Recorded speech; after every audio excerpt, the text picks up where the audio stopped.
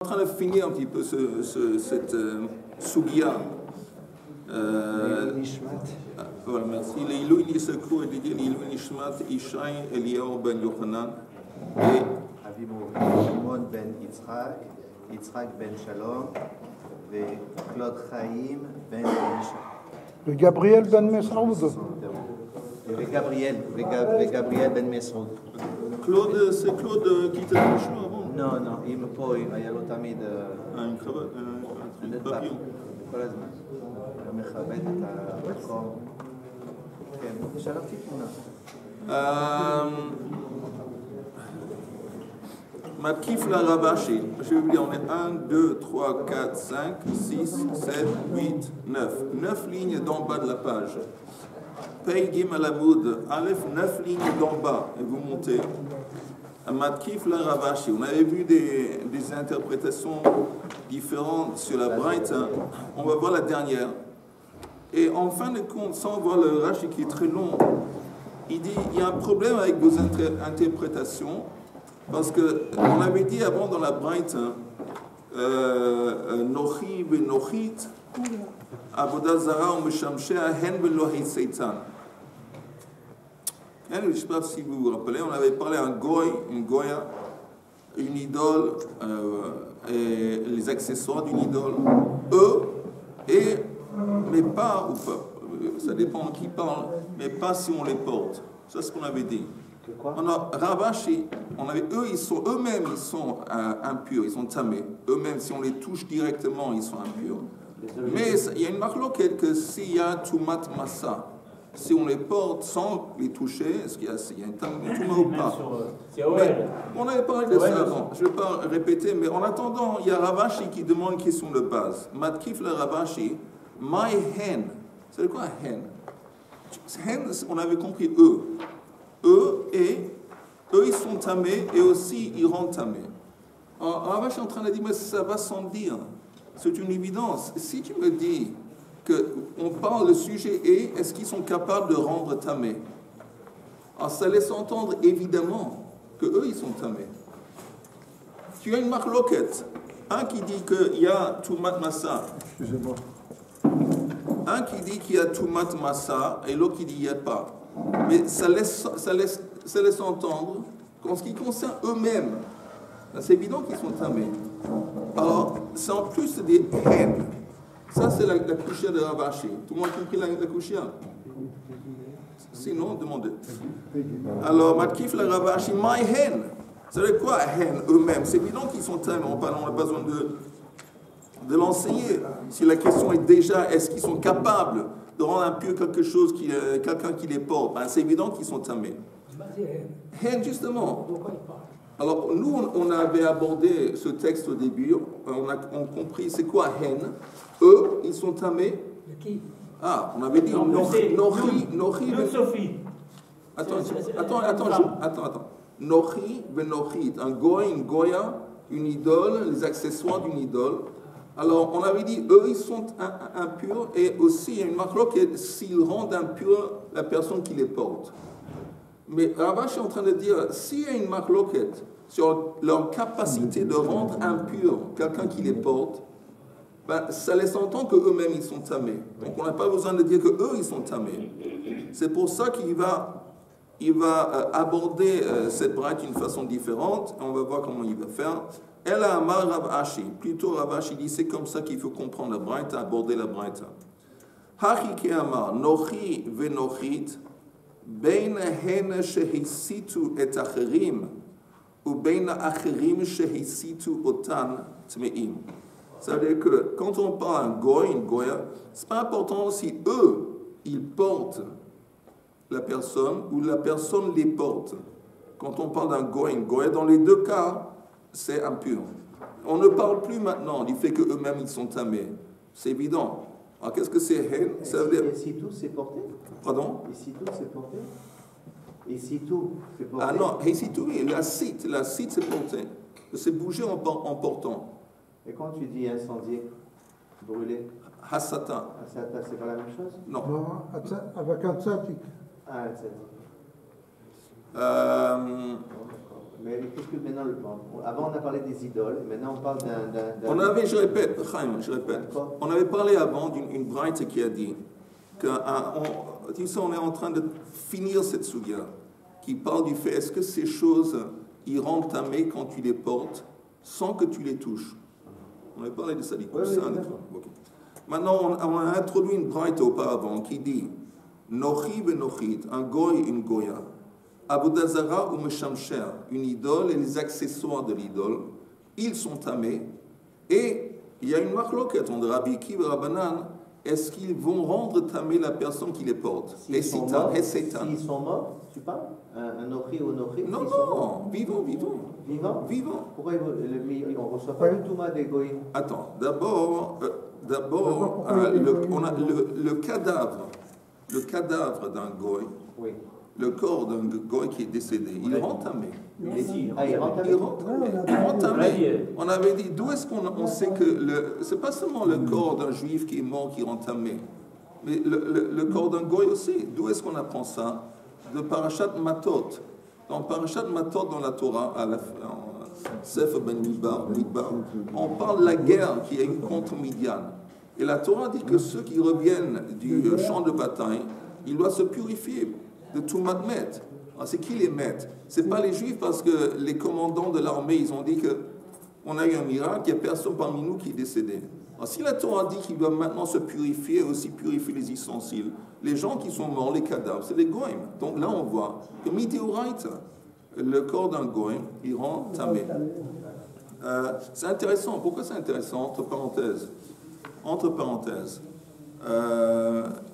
la racine du concept de Touma, c'est quoi? C'est l'absence de la vie. Par exemple, l'exemple le plus fort de Touma, c'est un cadavre. Alors, le moment que la vie, elle se détache, alors le vacuum, qu'on dit, l'espace, le vide, ça c'est Touma. Une femme qui est Nida, c'est Touma. Encore une fois, c'est la même idée.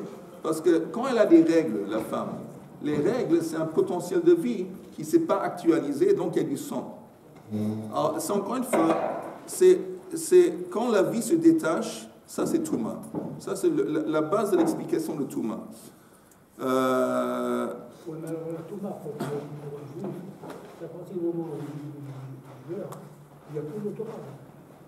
Oui, mais c'est ça qui est intéressant, parce qu'on voit que la vie aussi, c'est pas seulement la vie d'un juif, que quand cette vie, elle se détache, il y a tout, mais aussi le goy. Moi, c'est ça que je comprends pas. Parce qu'il est fait dans l'image de Dieu. Il a une neshama, il a une espèce de neshama. Donc, ça aussi, il y a une kedusha ici.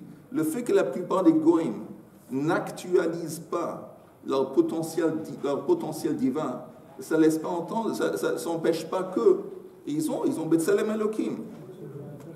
Il y a une différence, c'est sûr qu'il y a une différence. Mais au niveau de toucher un cadavre, tout met, il n'y a pas de différence. Maintenant, où est-ce qu'il y a une différence entre les deux? C'est ce qu'on appelle Tumat Oel. Tumat Oel, que s'il y a un cadavre dans la pièce, tout ce qui est sous le plafond, il est imprégné par la Touma. Alors là, il y a une marloquette, si ça s'applique aussi au goy ou pas. Mais quoi que ce soit, ça, ce qu'on avait dit avant, ça, c'est la braïta. Et Ravashi avait demandé, je répète, il avait demandé la question, il dit, ça veut dire quoi? Eux, ils sont tamés, et aussi, ils sont capables de entamer si on les porte, ou pas.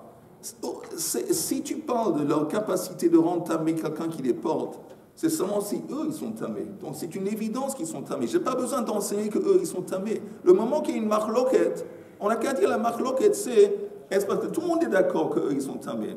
À part la marloquette, Rabbanan disent, par exemple, que ça ne rend pas tamé si on les porte, et Rabbi Akiva dit oui, par exemple. Mais qu'est-ce que c'est eux, ils sont tamés? Si la marloquette était déjà sur leur capacité de rendre tamé quelqu'un qui les porte, c'est évident qu'eux-mêmes, ils sont tamés. C'est pour ça qu'il va aborder la braïta et réexpliquer d'une autre façon. Alors je retourne à la braïta, à l'explication de Ravashi. Elle a amar Ravashi, la ligne qui commence Hachi ke amar. C'est comme ça qu'il faut comprendre. Nochi ve nochit. Ben Je m'excuse, Chaim.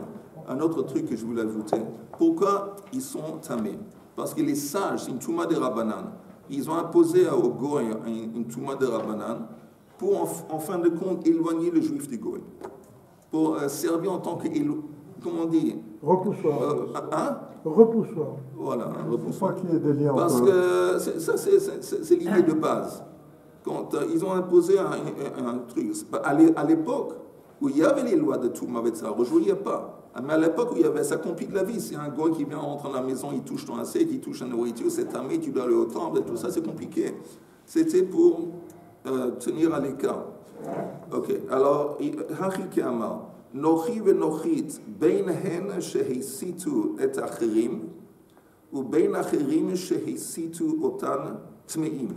Alors, quand on parle d'un goy, une goya, c'est pas important si eux, ils portent un objet, ou si ou une personne, ou si la personne porte le goy et la goya. Dans les deux cas, ça rend tamé.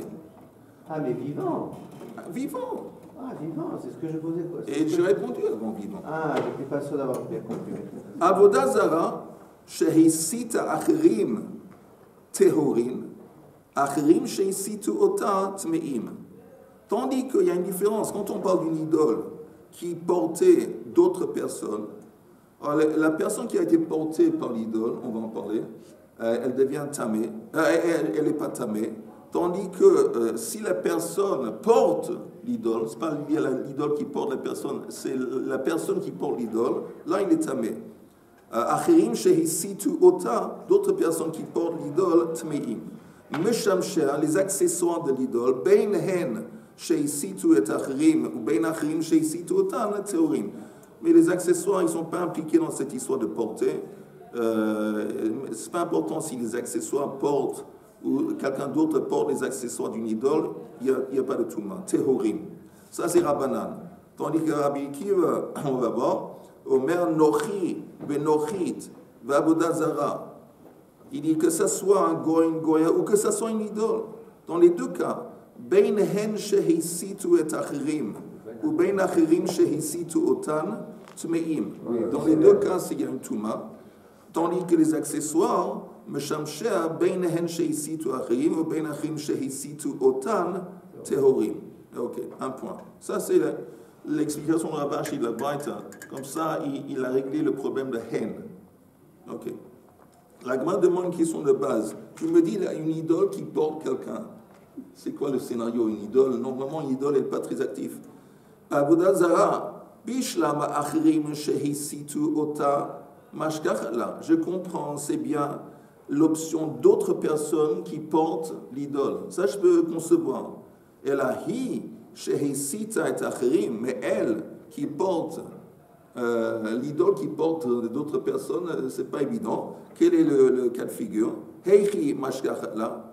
Amar Rami Berede Ravieva Kedetnan, comme on va voir dans cette Mishnah, Hazav Bekaf Moznaim Veochalin ou Mashkin Bekaf Shnia.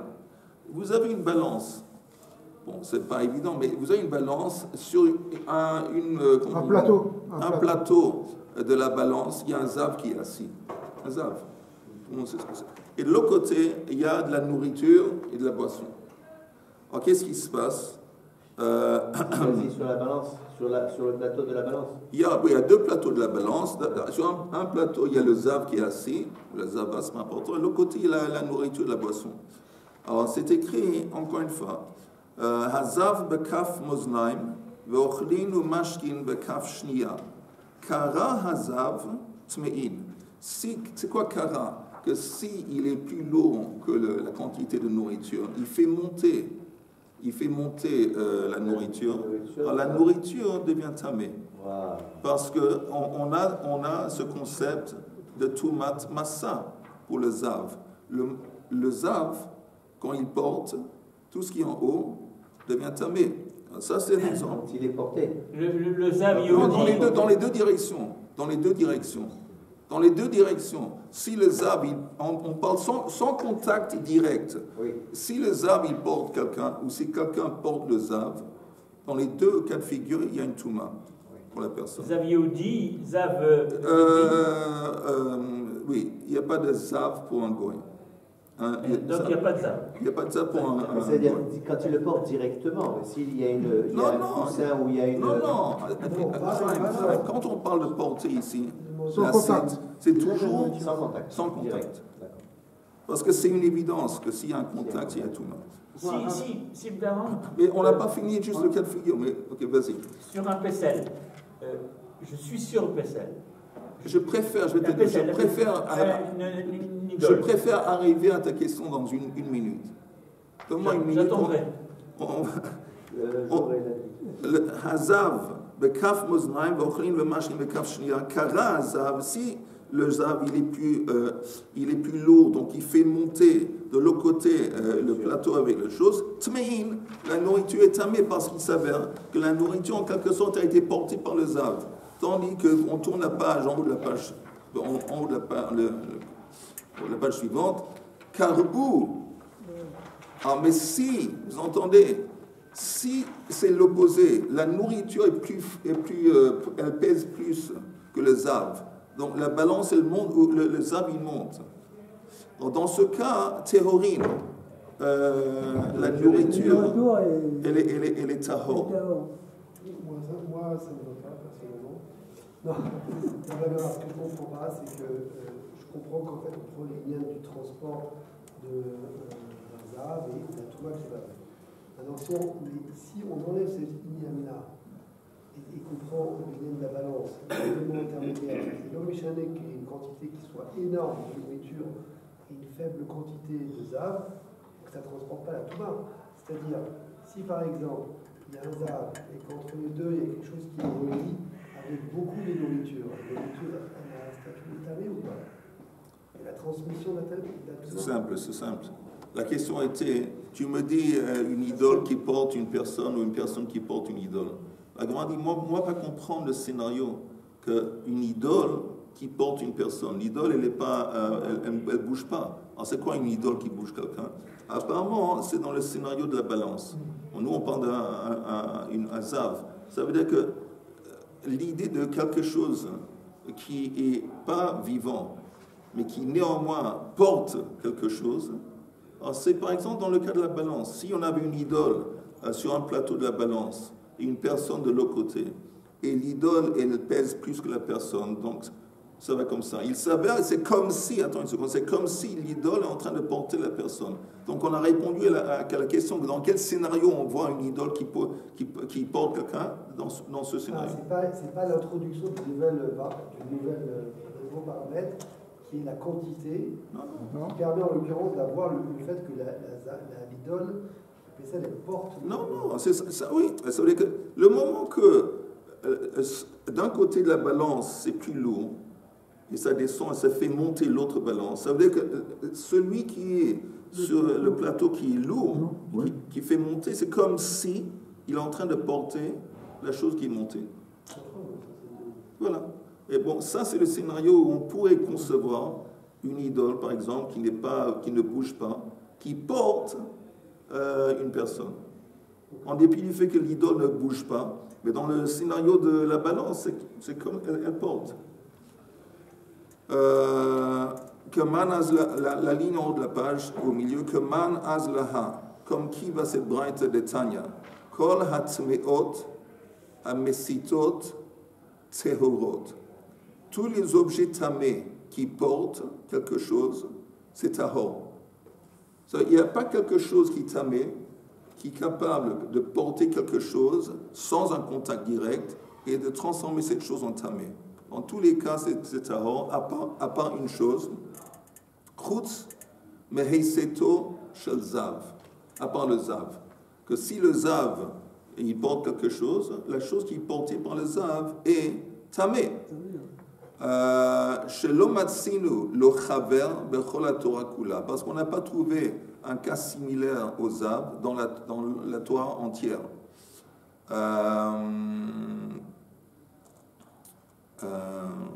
Regardons le Rashi. Il y a un Rashi qui dit terrorine. Toutes les choses qui sont transportées par des choses tamées sont tahor. Vous voyez le Rashi en haut, terrorine? Vous l'avez? Rashi dit terrorine, detnan.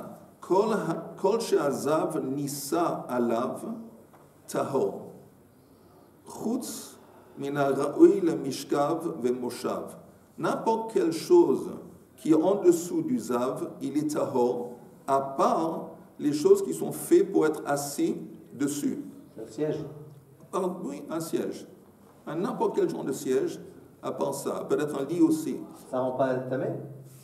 N'importe quelle chose sur laquelle le zav est assis dessus, qui est en dessous du zav, il est tahor, s'il n'y a pas de contact. Mais comment il n'y a pas de contact si tu t'assois dessus? Comment il n'y a pas de contact? Des coussins. Des coussins, des coussins. Ah, s'il y a une méchitza, s'il y a une séparation, la couche inférieure, elle ne devient pas... Ouais. Mais comment savoir qu'il n'a pas touché?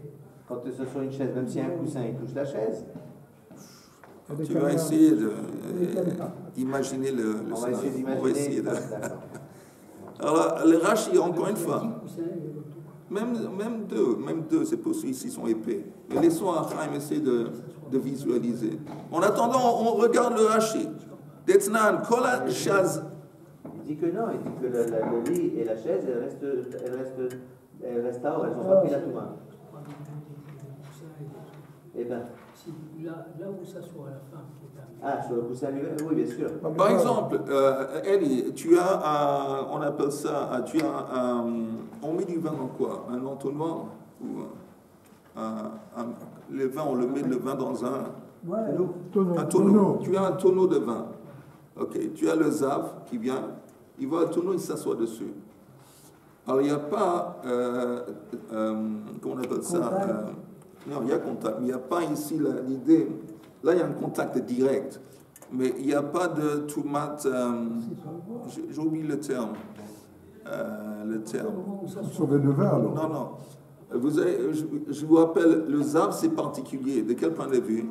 Que quand le zav, la nida aussi, elle s'assoit, la chose sur laquelle elle s'assoit, au lieu de devenir un niveau de touma inférieur, comme est normalement le cas quand la touma se propage, il est au même niveau. Le zav, il est avatuma. Et le siège aussi devient avatuma. Mais c'est seulement quand c'est un siège. Donc si le zav, il s'assoit sur un tonneau, il s'est assis dessus, le tonneau ne devient pas avatuma. Parce que le tonneau, ce n'est pas un siège. Parce qu'on dit au tonneau, qu'est-ce qu'on va lui dire? On va dire au type, Amod, lève-toi pour qu'on puisse faire notre travail avec. Ça veut dire que tu es assis sur un truc qui n'est pas, c'est pas un siège, c'est pas, on a besoin du tonneau pour travailler avec, et donc lève-toi. Le moment qu'on fait ça, alors ça veut dire que c'est pas un siège, et ça veut dire que ça ne va pas recevoir un avatuma. Et c'est aussi cette histoire aussi qu'on avait dit que s'il y a pas des intermédiaires, s'il y a des intermédiaires, aussi ça ne va pas être impliqué. Mais regardons le Rashi. Jusqu'à maintenant, ce qu'on avait appris, c'est le lit. On ne parle pas du siège. Non, non. On dit s'il y a quelqu'un qui s'assoit sur un lit, même s'il y a 10 coussins. On est sur Oui, la même chose exactement, la même chose s'applique à un siège. Regardez avec moi, si vous voulez bien, le Rashi. Théorine. On avait dit que n'importe quel objet qui tamé, qui soulève quelque chose,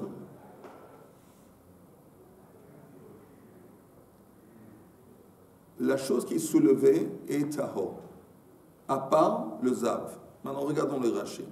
Théorine, d'Etznan, kol shehazav nissa alav tahor. N'importe quelle chose qui est portée par le zav, il est tahor. Oui, il est tahor. Chutz min ha'ra'ui lemishkav ve'moshav. À part les choses qui sont désignées à être assis dessus ou allongées dessus. Ou moshav adam. Aval. Kol sha'ar kelim ve'ochlim, mais tous les autres ustensiles, tous les autres objets et nourriture, ein mitamin mechamat mishkav ou moshav, ils vont pas devenir tamés quand les arbres s'assoient dessus. Ils vont pas. Kedetanya, comme c'est enseigné dans une braïta, mishemiyuchad le yeshiva, ça doit être un truc qui est fait, désigné pour être assis ou allongé dessus. Yatsaze, ça vient exclure le cas où Omrim Amod venaase melarteinu, où quand le sable il est dessus, on dit écoute, lève-toi, parce qu'on a besoin de l'asot melarteinu, on a besoin de travailler avec. Ça non, alors ça c'est pas impliqué par tout Matzav. ולמהווה אפילו ראשון לטומאה, מחמת מסע הזהב, נמי לו. Il dit même cet objet sur lequel le zav s'est assis, il ne va même pas être rishon. C'est un chidouche, parce que nous on sait que quand Avatuma touche quelque chose, la chose qui a été touchée devient rishon. Il dit même ça non. Afilu rishon le tuma mechamat masa hazav, quand ça porte le zav aussi non. Lo, de qui ktiv masa hazav be'adam ktiv. Parce que quand on parle de porter dans le contexte du zav, on parle uniquement de Adam. Ve'hanose otam. Ve'adam el nochi ve'nochit. Ve'avodazara. Mais alors, comment on explique avant, quand on parlait d'un goïn, goya, avodazara, shehisitu macherim, qui ont été portés par d'autres personnes, tmeim, qui ont été portés par des choses, et on a dit que ces choses sont tmeim. Alors, il faut préciser, les choses qui portent, les choses dont on parle, qui portent le nochi ou le nochit ou la vodazara, c'est des gens, c'est Adam, c'est pas des ustensiles. C'est pas des ustensiles. Ok? Encore juste pour récapituler, très vite, c'était en parenthèse en quelque chose, le seul ustensile qui porte le zav et qui devient tamé, c'est un siège ou un lit.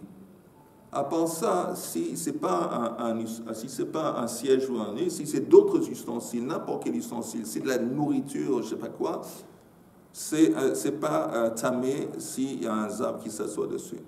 C'est tout. C'est quoi ce qu'on vient de dire là maintenant, que sur une balance on met un zav, et que s'ils sont... On a apporté ce cas de figure pour répondre à la question, ça veut dire quoi une idole? Une idole, on avait dit qu'une idole qui porte une personne ou une personne qui porte une idole, dans les deux cas, il y a Touma. La personne qui porte l'idole, il est tamé, ou la personne qui est portée par l'idole. Alors, il m'a demandé, ça veut dire quoi? C'est quoi le scénario où l'idole, elle porte une personne? L'idole, l'idole, ça ne bouge pas. Comment elle porte? On avait dit, par exemple, le cas de la balance. Tu as compris? Que si l'idole, il y avait une idole qui était placée sur un plateau de la balance, de l'autre côté, il y a une personne. Alors, si l'idole, elle est plus lourde que la personne, elle fait monter la balance où la personne est assise, ça, ce serait l'exemple de porter. C'est vrai que le zav et la nourriture? C'est l'image qui est prise. Le zav et la nourriture n'est jamais impliquée. On a dit qu'elle n'est pas théorique. Par le zav. On avait dit, il y a deux choses. Attends, il y a deux choses qui sont impliquées par la touma du zav, un siège ou un lit. Donc une chose qui fait pour être désignée et une personne. Non. Et une personne. C'est tout. Et pas la nourriture. Pas la nourriture et pas n'importe quel prix d'autre qui existe dans le monde. Et uniquement un siège ou un lit ou une personne. Et quand vous dites zav, zav, c'est pareil que nida. Oui, c'est. Ok, c'est la même chose. Oui. C'est deux choses différentes, mais c'est le c'est la même implication vis-à-vis du siège. C'est quoi, attends, 2 secondes.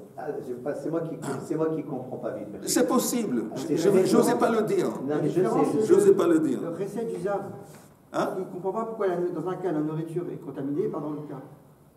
C'est ça que je comprends. Azav, bekaf moznaim, veochlin ou mashkin, bekaf ashnia, kara azav, du côté où il y a le zav qui est assis dessus, tmeim. Il rend tout à, il rend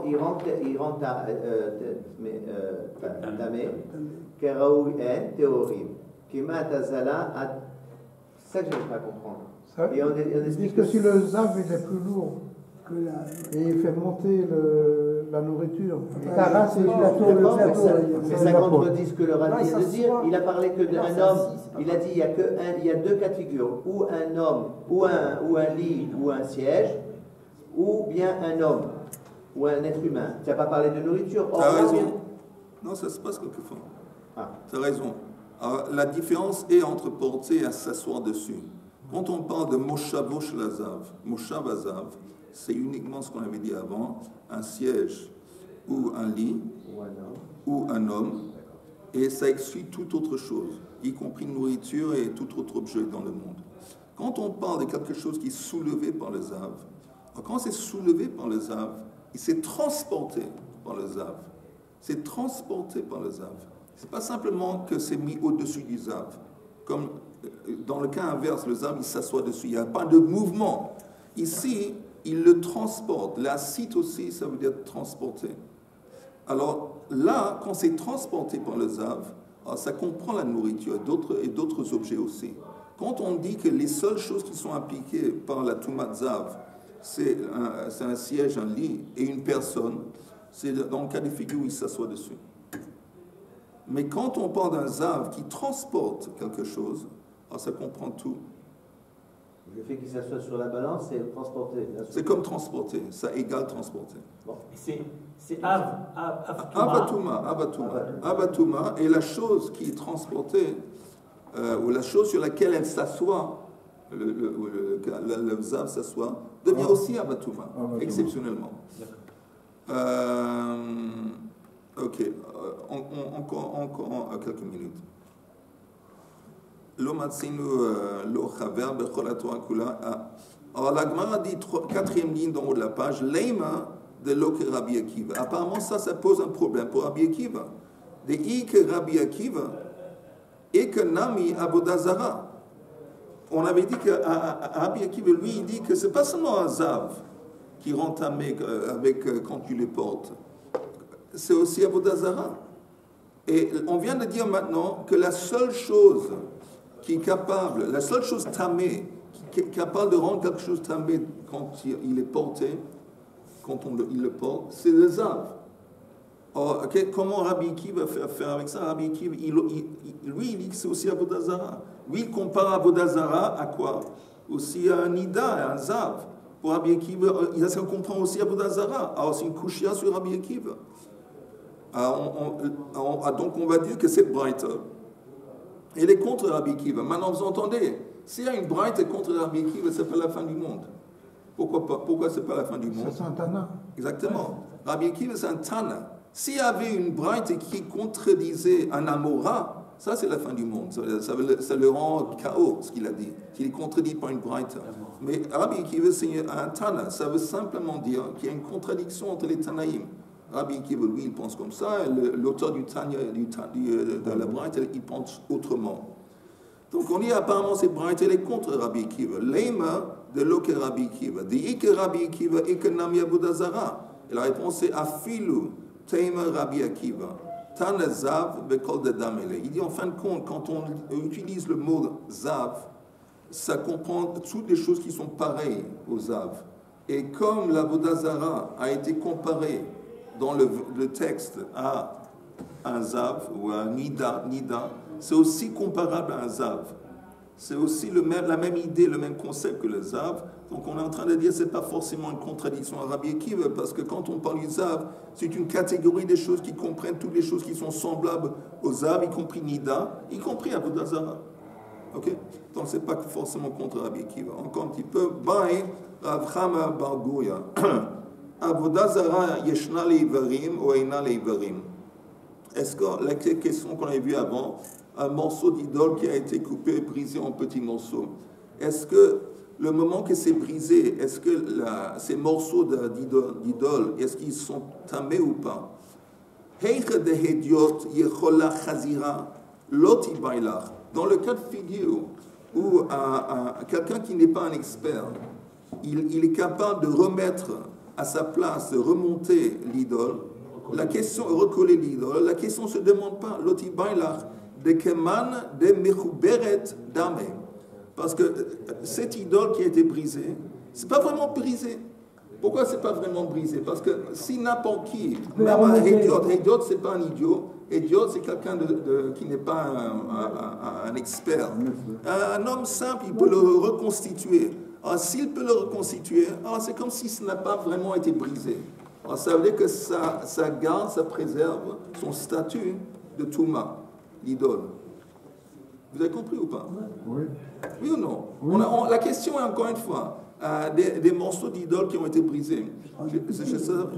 Est-ce que ces morceaux d'idole, maintenant qu'ils sont brisés, ils restent tamés? L'idole, elle était tamée. Arav, אתה רוצה שאני אסיים עכשיו? אתה רוצה שאני אסיים עכשיו?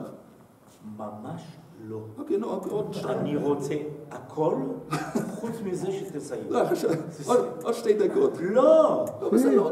לא! בסדר. עד 9:15. אוקיי, בסדר. לא לסיים. אני פשוט הייתי צריך להראות לו ספר. אוקיי, בסדר. ממש. תעשו הפגנה. לא לסיים. Ça valait les peines de venir ce matin.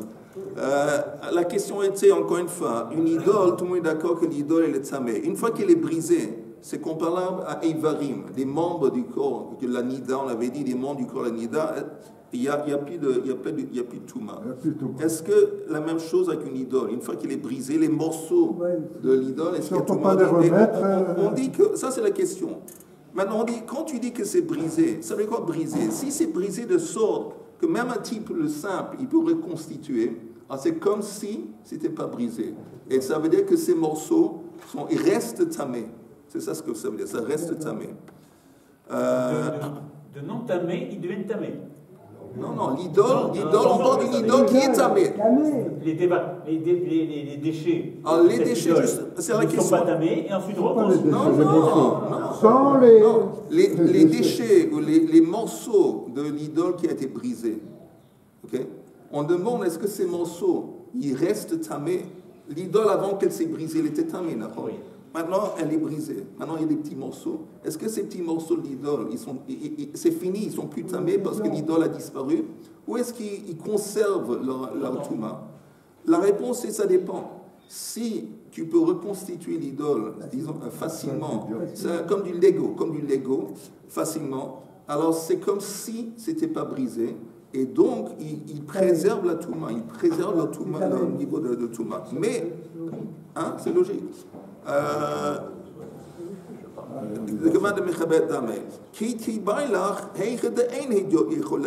La question est, qu'est-ce qui se passe dans un cas de figure où c'est pas possible que quelqu'un qui normalement il n'arrive pas à reconstituer? On a besoin d'un expert qui est dans sa vie. Là peut-être, c'est que le fait que ça a été brisé, c'est entré dans une autre, ça a été transformé en quelque chose d'autre, c'est plus tamé. Mais